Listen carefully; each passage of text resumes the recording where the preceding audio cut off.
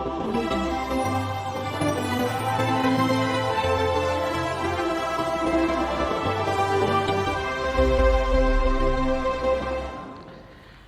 Everyone, welcome to the YouTube channel of Shikhar IAS. आज हम लोग बहुत दिनों बाद मिल रहे हैं। आई होप कि आप सब लोग अच्छे होंगे। तो स्टूडेंट्स, हम डिस्कस करते हैं आज वेन डायग्राम को, क्योंकि वेन डायग्राम एक ऐसा टॉपिक है जो हर एग्जाम के पॉइंट ऑफ व्यू से बहुत अच्छा है। बेसिकली वीडियो में भी वेन डायग्राम आप लोगों का पूछा जाएगा। अभी रिसेंटली स्क्रीनिंग का पेपर हुआ था और वहां पर भी वेन डायग्राम से क्वेश्चंस आया हुआ है। ठीक है, लगभग 25 क्वेश्चंस मैथ रीजनिंग से आए हुए हैं और सब पढ़ाया हुआ था। ठीक है, आई होप कि सब लोगों का पेपर अच्छा हुआ हो और आशा करता हूं कि आप लोगों का स्क्रीनिंग क्लियर हो जाए और आगे आप मेन पेपर भी दे दें। तो स्टूडेंट्स, स्टार्ट करते हैं वेन डायग्राम, यानी कि वेन आरेख। वेन डायग्राम, वेन डायग्राम, इसको हम हिंदी में बोलते हैं वेन आरेख। वेन आरेख, ठीक है। तो स्टूडेंट, वेन आरेख होता क्या है? सबसे पहली बात, वेन आरेख, कुछ लोग सोचते हैं कि हमने सर्कल बना दिया और सिर्फ वेन आरेख पढ़ लिया, लेकिन वेन आरेख सर्कल तक ही सीमित नहीं है। आप लोगों के कॉन्सेप्ट तय करेंगे कि आपका वेन आरेख का क्वेश्चन सही होगा या नहीं होगा। तो स्टूडेंट, वेन आरेख बेसिकली दो प्रकार के होते हैं। यहां पर दो कैटेगरी के क्वेश्चन आप लोगों से अराइज किए जाते हैं कॉम्पिटिटिव एग्जाम में। एक तो शब्दों पर आधारित, पहली जो कंडीशन रहेगी है शब्दों पर आधारित वेन आरेख। शब्दों पर आधारित, शब्दों पर आधारित वेन आरेख, यानी कि इसको हम बोलते हैं based on words. Based on words, शब्दों पर आधारित वेन आरेख। एंड सेकेंड वन, प्रतीकों पर आधारित वेन आरेख। प्रतीकों पर आधारित वेन आरेख, इसको बोला जाता है based on symbol. Based on symbol, तब जाके आप लोगों का वेन डायग्राम कंप्लीट होगा स्टूडेंट्स। अब शब्दों पर आधारित वेन आरेख, वे वेन आरेख होते हैं, यहां पर इसको बोला जाता है लॉजिकल वेन डायग्राम्स। इनको लॉजिकल वेन डायग्राम बोला जाता है स्टूडेंट्स।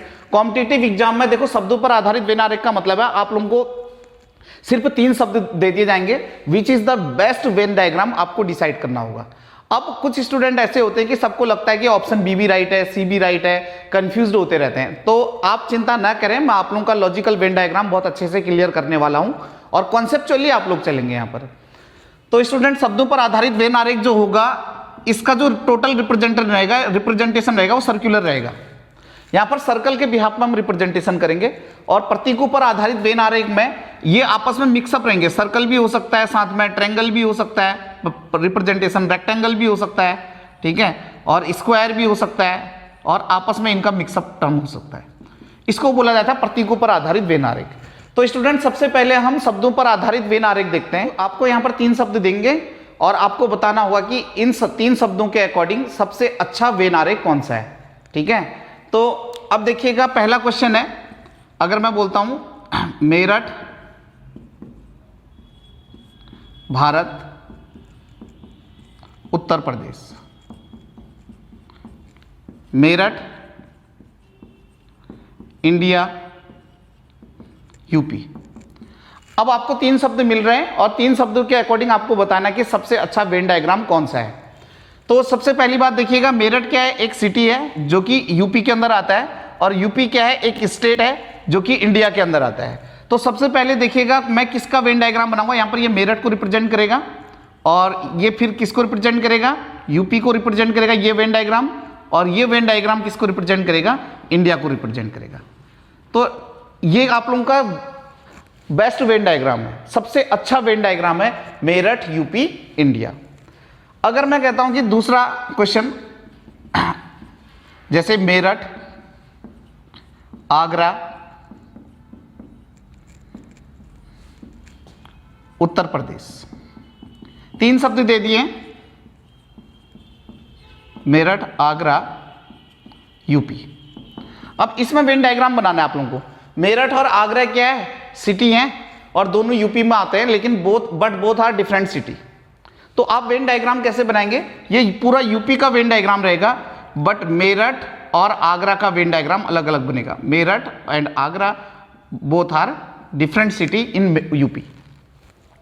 मेरठ एंड आगरा दोनों क्या सिटी हैं, but both are different city located in UP. अब देखिएगा, अगर मैं कहता हूं यहां पर तीसरा वेन डायग्राम, उत्तर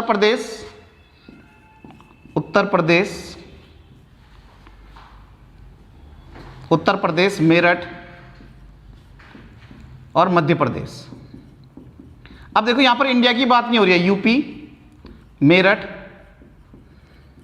एमपी, उत्तर प्रदेश, मेरठ, मध्य प्रदेश, यानी कि यूपी, मेरठ, एमपी की बात हो रही है। तो अब देखिएगा, मेरठ क्या है, एक सिटी है जो कि उत्तर प्रदेश में पड़ता है, बट मध्य प्रदेश क्या है, एमपी क्या है, डिफरेंट स्टेट है। तो हम कैसे सॉल्व करेंगे, मेरठ का यूपी से लिंक, ये मेरठ का वेन डायग्राम है और ये यूपी का वेन डायग्राम है, but MP is the different state.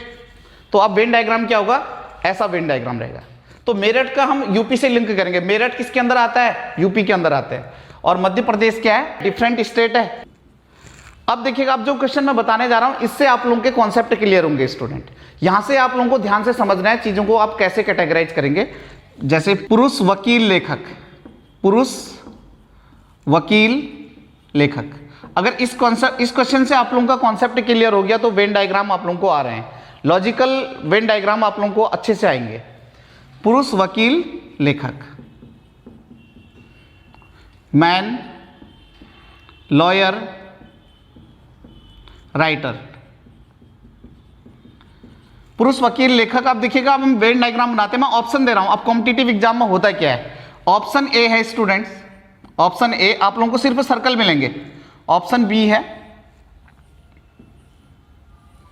Option C, option D,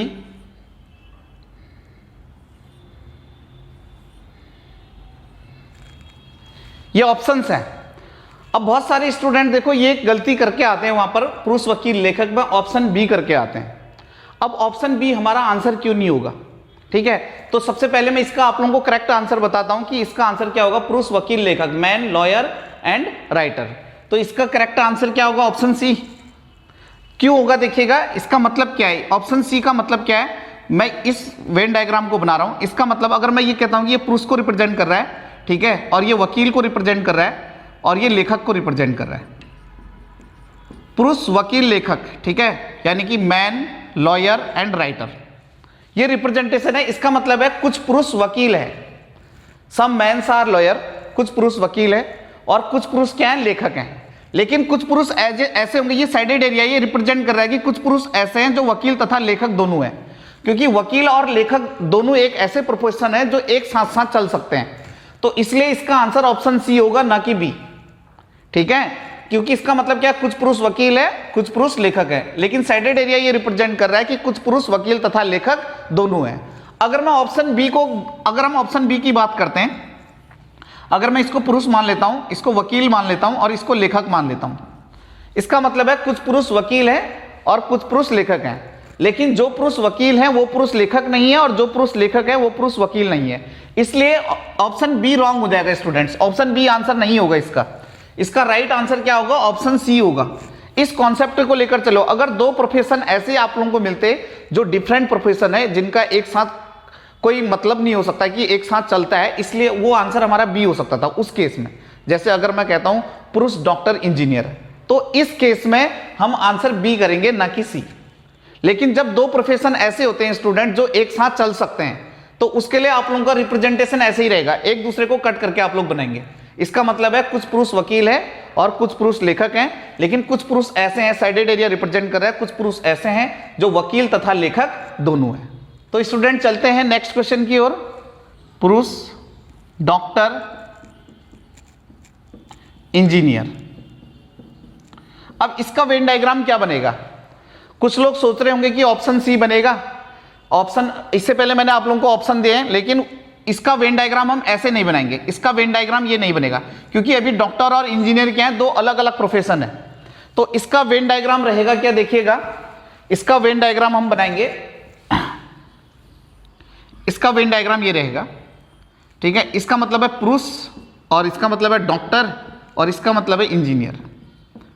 पुरुष डॉक्टर इंजीनियर यानी कि मैन डॉक्टर इंजीनियर, इसका मतलब है कुछ पुरुष डॉक्टर हैं और कुछ पुरुष इंजीनियर हैं। लेकिन जो पुरुष डॉक्टर हैं वो पुरुष इंजीनियर नहीं है, और जो पुरुष इंजीनियर हैं वो पुरुष डॉक्टर नहीं है।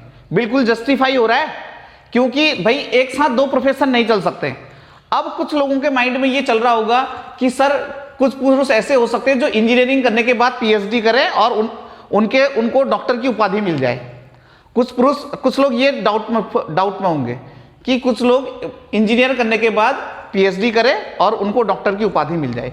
अगर ऐसा क्वेश्चन होगा तो आप लोगों को ये साफ साफ लिखा होगा पुरुष डॉक्टर के ब्रैकेट में पीएचडी पक्का लिखा होगा, तब आप पीएचडी सोचेंगे। जब तक पीएचडी नहीं लिखा होगा तब तक आप पीएचडी नहीं सोचेंगे। अपनी मर्जी से बहुत ज्यादा सोच देते हैं कुछ स्टूडेंट और क्वेश्चन को रॉन्ग करके आ जाते हैं। बहुत ज्यादा नहीं सोचना है, सिंपल सा सोचना है पहले आपको। तो पुरुष डॉक्टर ब्रैकेट में पीएचडी लिखा होगा और इंजीनियर। अब इसका वेन डायग्राम हो सकता है, इसका वेन डायग्राम क्या होगा, इसका वेन डायग्राम ऐसा पॉसिबल है। इसका मतलब क्या है, कुछ पुरुष डॉक्टर हैं और कुछ पुरुष इंजीनियर हैं, ठीक है। लेकिन कुछ पुरुष बीच के ऐसे हैं जो इंजीनियरिंग करने के बाद पीएचडी करके डॉक्टर बने होंगे। ये दोनों के लिए कॉमन हो सकता है।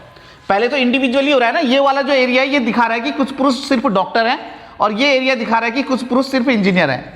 लेकिन ये एरिया क्या दिखा रहा है, कुछ पुरुष इंजीनियरिंग के बाद उन्होंने पीएचडी कर रखी है, पीएचडी वाले डॉक्टर से।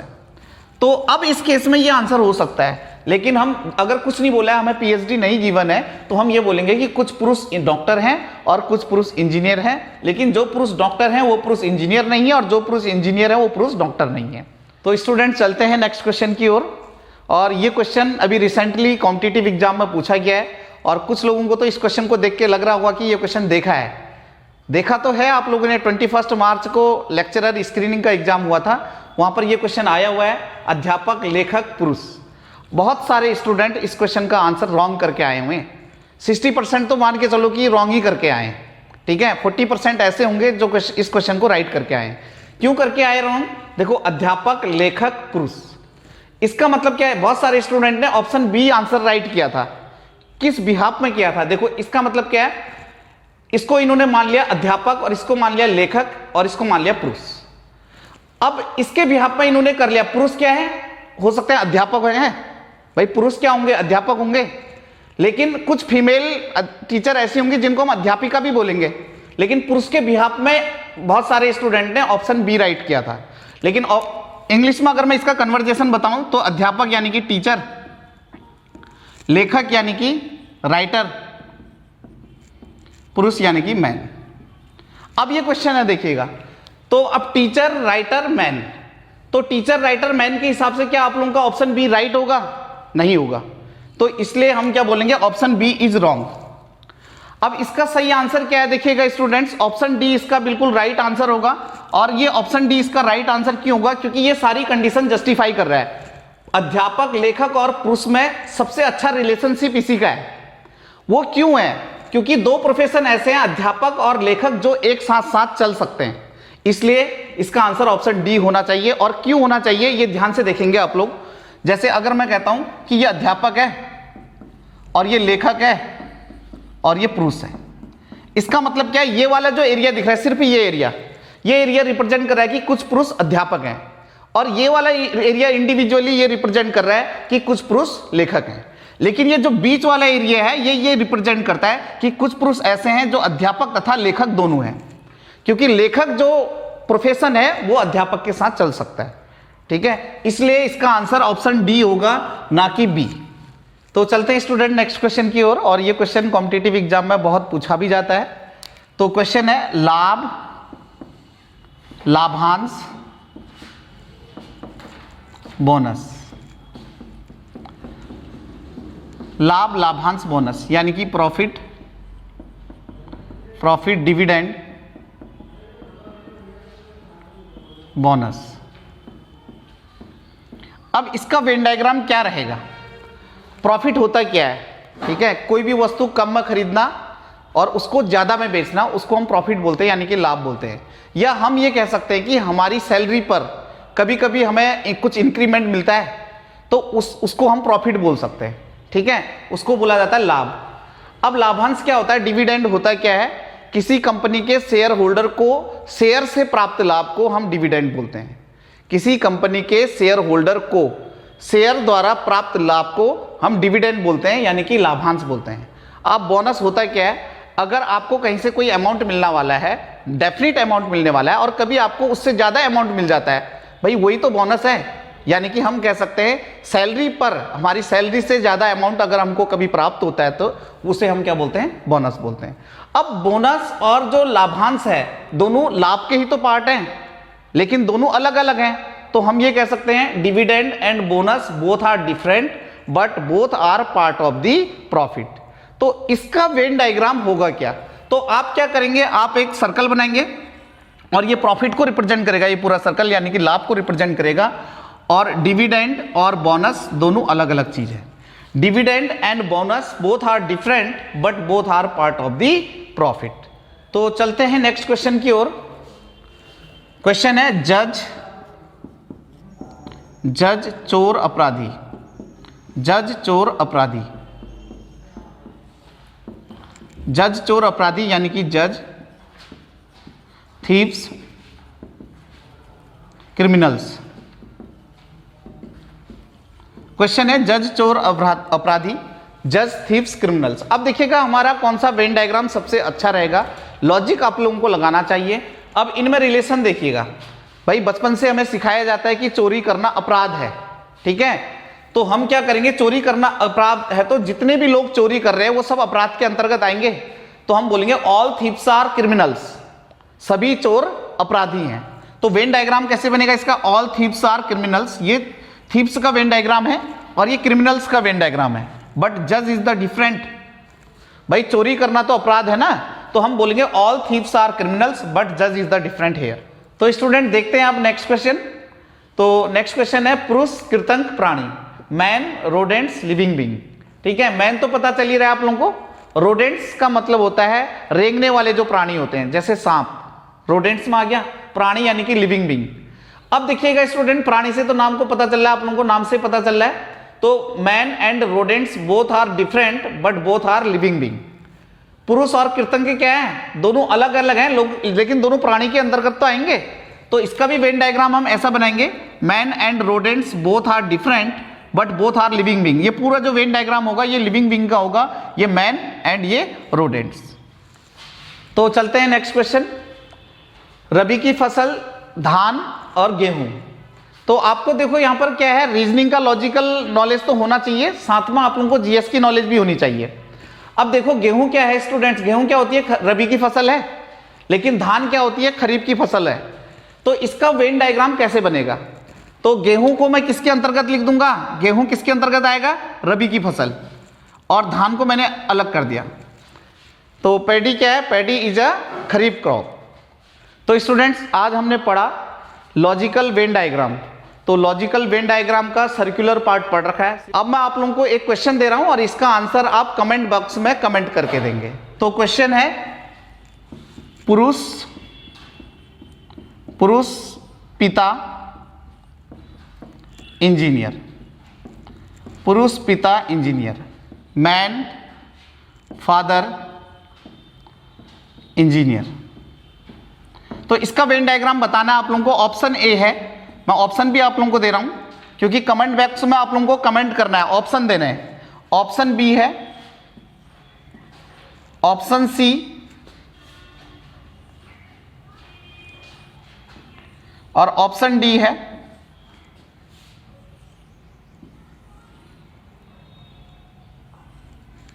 ये ऑप्शंस है। अब इसका आंसर आप लोगों को कमेंट बॉक्स में कमेंट करना है। तो स्टूडेंट्स आज के लिए इतना ही, तो मिलते हैं नेक्स्ट वीडियो में। Until then take care, good bye.